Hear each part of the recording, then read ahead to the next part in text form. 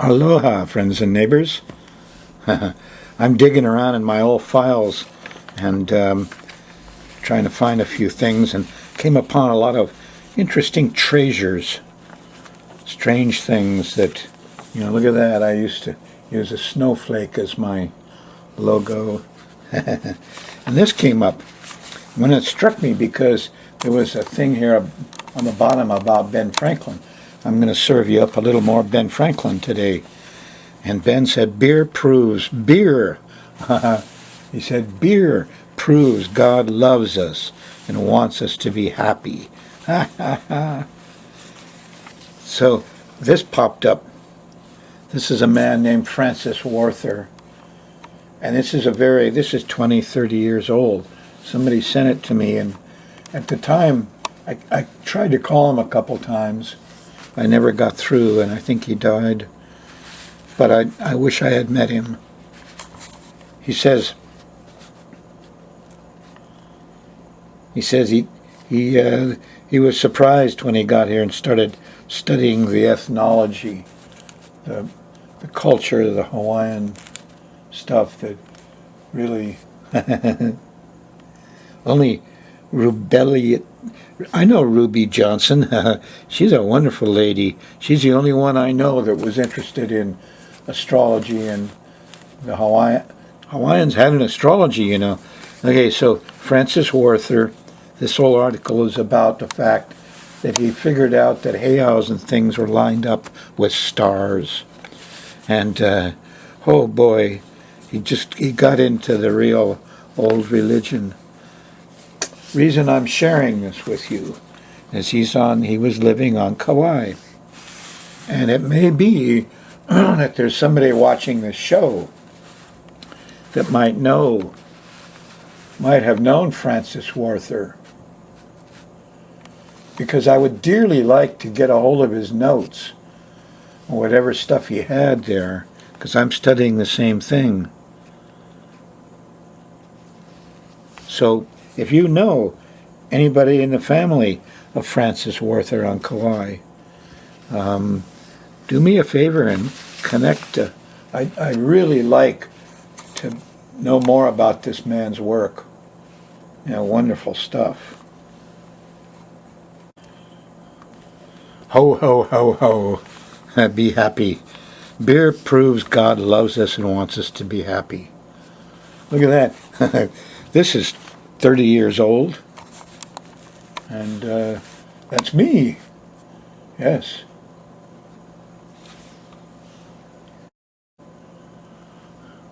And that's me when I used to work at the Waikoloa, the biggest, fanciest hotel here. That was good fun.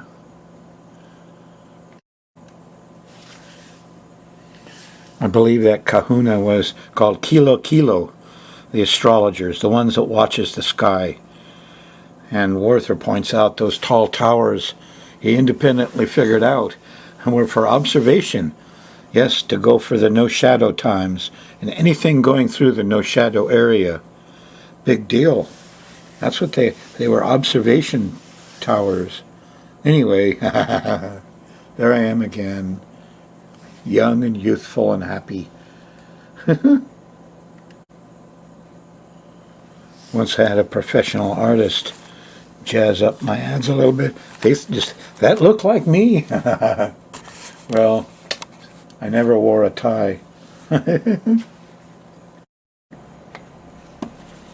Okay, we'll get to the sky mirror first, but here's a teaser. I found these folks on the internet, Magi Astrology. Quite an extensive thing. I'm going to share it with you. And what was in the headline? Benjamin Franklin was America's greatest astrologer. Oh boy, I'm not alone. More after the sky mirror.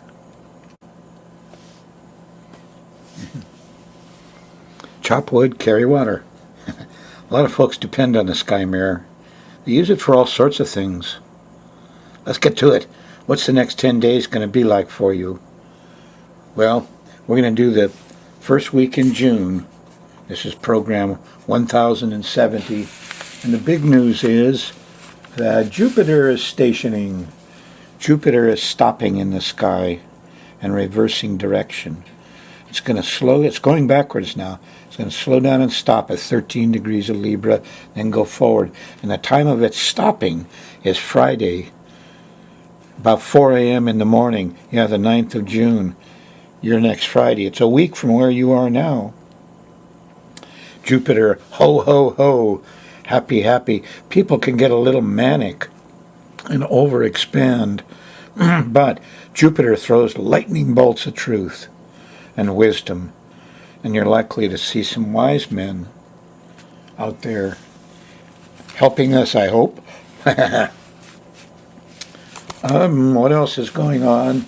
Well, Venus is coming to sextile Mars, a 60-degree angle where, Romeo and Juliet, like each other. It happens over the next weekend, starting on Friday the 9th, Venus's day, and going through the 12th. These two will be dancing together. You'll see romantic young couples all around you go out. And let's see, what else is going on? The sun is in Gemini and going from 12 to 22. In about 2 weeks, it'll be opposing Saturn, and people will not be happy with politicians, businessmen. Day by day, we're going to run the moon around the edge of this planetary pattern. Oh, mentionable, Jupiter is exactly 150 degrees from Neptune. It's a seesaw. The quincunx, they call it, are inconjunct. When Jupiter is strong, like it is going to be very strong in a week, Neptune gets weakened. It's down on the seesaw. That's the Pope, by the way. Mr. Trump is going to go see the Pope in a few days from where I am. I'm here on Mother's Day. Might do some mother work for you. So here's Mother Moon, and it's running around the edge of this pattern. And as it makes angles to these other planets, you get the mood of the times. It's not your chart now. This is a generic chart, okay? And how's it going? Well, if you're in a Thursday night show on June 1st, the moon's in Virgo. Very confusing in the morning when the moon opposed Neptune. And then Friday morning, here's the square to Saturn. It's slow. It's dull. It's you're stuck. People are a little depressed. Yeah, early in the morning Friday. We're talking 2, 3 o'clock, 4 o'clock in the morning in Hawaii. And then here's Mars. We got a square to Mars. Gosh, Mars is opposing Saturn. There could be heat. There could be angriness, judgmental authority being violent. Violence against authority. Mars is opposing Saturn. So first you feel closed in early Friday morning, then you get pissed off in the middle of Friday, June 2nd. And then the moon shifts into into Libra, right here. And things immediately change. And it's looking up. We're not all down and pissed off anymore like we were Friday morning. No, there's Jupiter is up ahead. Yeah, feel pretty good late Friday night. There's a nice trine to Mercury. Kids are happy. Everybody's communicating. Saturday, the moon's still in Libra on the 3rd and goes by Jupiter. In the middle of the day and the afternoon, there'll be lots of laughing. The clowns are out. Jupiter is clowns, by the way. I see Jupiter pretty much. Here's a crescent of flesh above the cross of matter. So lawyers and professors and Jupiter people put people and fleshed beings above money. There's the ACLU. Well, anyway, it expands. Everybody wants to go do new things. Usually the price of gold, will go down because everybody sells their gold, so they go do other things. I used to do that. Fun stuff. Well, I'm rambling. Here we go. Anyway, too much on Saturday. Don't eat all of that, okay? And Sunday, the moon's still feeling the Jupiter hit. It makes a sextile to Saturn in the afternoon of Sunday the 4th, and a lot of it settles down. And then here's Sunday night. What's this? Here's the opposition to Uranus. There's a glitch. We feel alone. What, the internet went out? Here's Venus, too. She's in trouble. Somehow it took away our fun and pleasure and sweets, and there may be some girls here that are trapped in some unusual situation because of when the electricity went out or something of that nature. So this is a shaky time, Sunday night the 4th. There could be wind damage. And talked about that already in the islands. In the morning here, Monday, the moon's in Scorpio on the 5th. And there's a nice trine to Mars. The heroes are out. We got our heads. We're all going to, well, we gave up on pleasure and fun Sunday night. So Monday, get out and exercise. Do something heroic. Protect something. Monday morning, the 5th. And, you know, Tuesday morning, the moon's still in Scorpio. There's a nice trine to Neptune. Neptune still, you know, the colors, the art, the music, the inspiration is very low-key. You know, if the Pope gets a chance to squeak anything out, it'd be hard to do. With Jupiter is up and it's running real strong here. Remember, Jupiter isn't even stopping till the 9th. So Neptune doesn't have much of a chance. And the discovery, though, could happen. Here's a nice sextile to Pluto Tuesday afternoon. New things to discover. Nice. Continues that feeling through Wednesday in the middle of the day. And then the moon shifts into Sagittarius. And it gets busy. And here's Mercury having trouble. The moon opposes Mercury Wednesday afternoon and evening. And it's hard to move around and communicate. What's going on here anyway? Thursday, well, here in the afternoon there's a sextile to Jupiter, and Jupiter's stopping on tomorrow on the 9th. So Thursday is the best time for lightning bolts of truth and wisdom. Good men stand up, speak out. You know, here's Jupiter is just the best of all planets. You know, he's the great. You know, it's hard not to put him first, above Father. He has his faults, though. He overdoes things, seduced a lot of men's wives, Jupiter, Jove, shock the rain god. But, you know, you just got to love what he has to say, and you'll get a lot of it Thursday afternoon and evening. Gobble it up. It's really good for you. Don't listen to the priests, doctors, artists, and don't listen to Neptune. Monsanto is crazy. There's a full moon point here late Thursday night. This is actually midnight, 1 a.m. in the morning, Friday, when there's a little extra emotion going on here. This is the full moon point at 20 Sag. And that happens to be happening here, you know, early Friday morning. So pretty much there's a lot of wobbly emotion through this whole Thursday and Friday period, which means the clowns and the lawyers and the wise men are operating in a kind of a chaotic circus here on Friday. And then it all settles down. Here's Saturn, and he comes out. There's rules. Here comes the judge. You know, and that happens after lunch Friday the 9th, and it all settles out quite nicely. On Saturday, the 10th, the moon shifts into Capricorn. We're a little ticked off. There's an opposition to Mars, too much heat, too much anger. Venus is okay with it all. There's a little pleasure Saturday morning. Actually, Friday night, you stretched it a little bit. Now it's really Saturday morning. Stay in bed late. Keep from losing your temper. Moon in Capricorn, a very randy Earth, cardinal Earth sign. Sunday, the 11th, here's the moon squaring Jupiter, and we're all tired of the clowns briefly for a little bit Sunday morning. Too much. Here's a sextile to Neptune. We get a chance to, you know, there's a little church here. Yeah, there's a little religion, art, music, inspiration here. If you can keep the clowns out of your way. Won't be easy Saturday night, Sunday morning.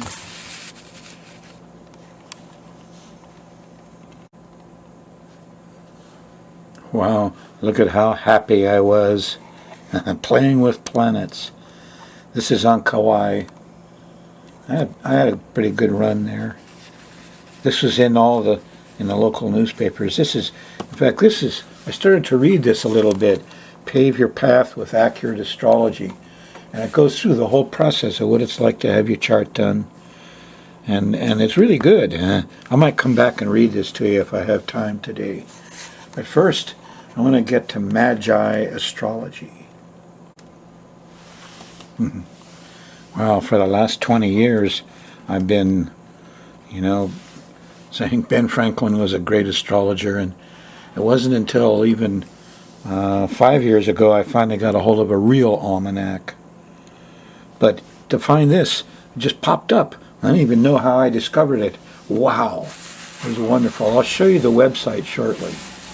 But for now, America's greatest astrologer. And what they say here, these guys, kind of blows me away.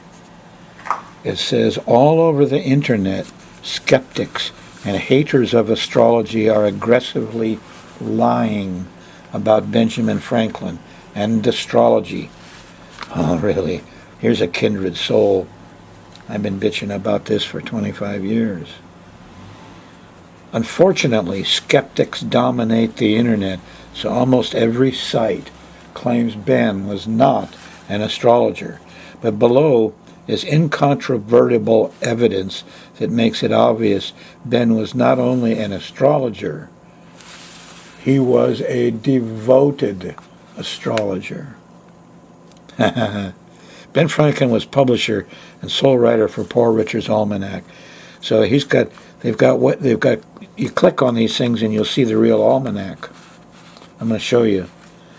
All of the images displayed in the above links are from pages of Poor Richard's Almanac. Ben Franklin not only published Poor Richard's Almanac, but he also wrote every word of it. And he did so for dozens of years, 25 actually. Poor Richard's Almanac was the most famous publication in the colonies while it was being published. The most famous in the colonies. And one skeptic's internet site acknowledged that there was astrology content in Poor Richard's astrology content in Poor Richard's Almanac. But the site claims that this does not prove Benjamin Franklin was an astrologer, citing that the Washington Post publishes a horoscope, but this does not mean the Post editors believe in horoscopes. And I think the response here, that's really a dumb analogy, the guy says. The Washington Post editors did not write their horoscopes.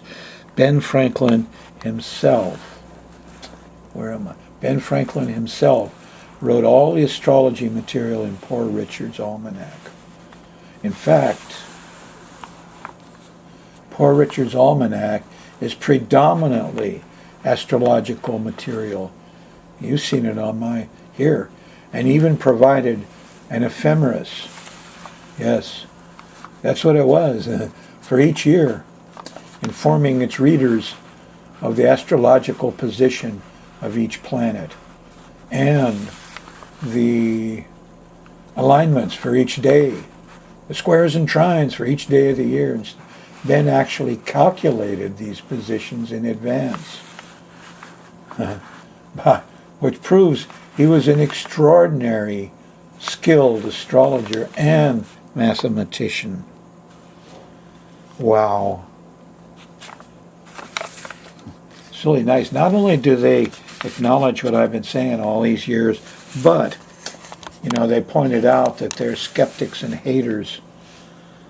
And I've run into a few of them, too, that just tried to laugh that Ben Franklin was a really fine astrologer. He was,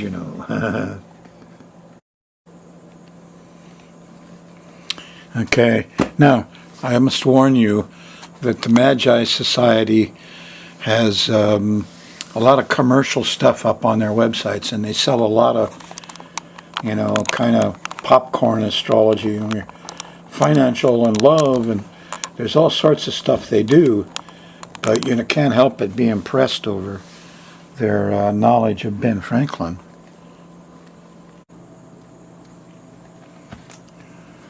Now, I'm not recommending this. They got a lot of products here, and a lot of it looks like the old fishy. get your lucky number. But when I start looking into it, there's some meat here. Now this one in particular, you know, this says, look how the planets were aligned. I mean, this goes, Ben Franklin was one of the reasons that I easily discovered the birth time of the United States government. Click here to learn how Benjamin Franklin used astrology to create the United States. Boy, that's pretty straightforward. Let's see what happens. Ben Franklin used astrology to select the date to sign the Declaration of Independence. Now most of these guys, you know, they start on the July 4th to sign the Declaration, but the last guy didn't dribble in until 2 in the morning, July 5th. And I know exactly what Ben was doing and what he was setting up, but these guys are saying that he was a Mason and that was a big deal. Whoops, excuse me, I wasn't watching the screen very well. Click here for proof that Ben Franklin was an astrologer. There we go. Click here to view the first example of the astrology Ben used. Oh, this is the one I copied. Okay, look at that. There is a real almanac. And just like the one I have, this one's more watermarked. But here's all the look at, there's the Moon, Venus conjunct Saturn, and examples, and over here is his little wise writings, and up at the top, and mainly this is a day-by-day ephemeris. Yeah, here's the sun and here's the moon. Here are the aspects. So this is pretty neat. Everything on the page, they say, is astrological information and data or comments about astrology. Ben did this, you know, for 25 years. And these guys nailed it. I mean, this is like this is wonderful for me to see that somebody else got it and knows what the proof is, just like I have done myself. Can't beat this, huh? Wow.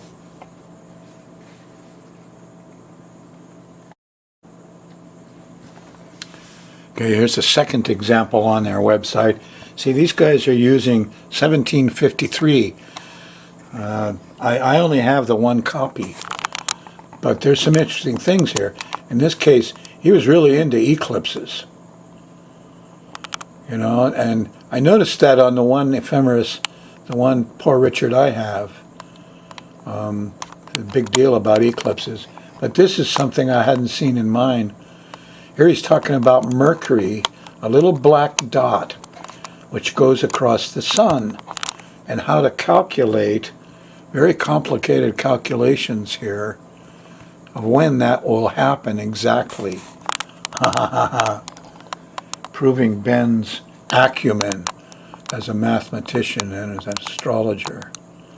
Wow, neat stuff.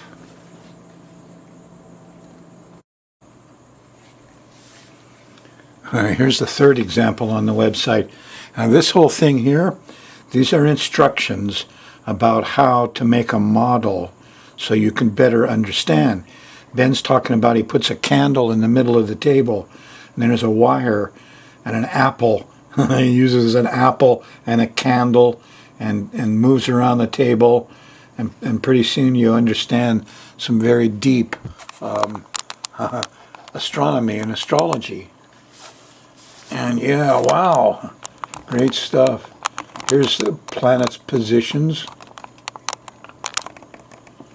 Saturn, Jupiter, Mars, Venus, Mercury, and the Moon. And here's a nice little One of his, now these writings I know about, and he didn't write all of these. No, he had a book of wise sayings that he took out of it, and Ben never signed his name to anything himself. So a lot of these wise sayings and stuff came from other wise men, and Ben just took them and used them. Benjamin Franklin, a fine astrologer, was there. He was not happy when I went from Taurus rising over into Gemini. He knew the rising sign. He knew it was changing. And suddenly we had a Gemini government and not a Taurus. If Taurus was the ruler, Venus and Jupiter and the Sun all in the second house, we'd be much richer in this country. Yeah.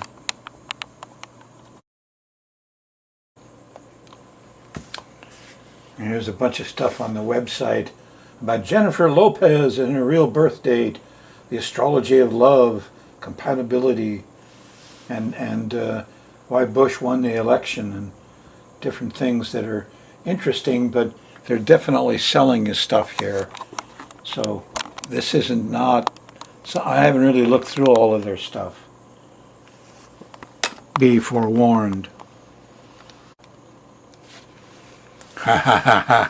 Here's a website you can trust. SkyMirrorAstrology.com/TV. And there's my Honu, the only animal that continually looks up at the sky, kind of like I do.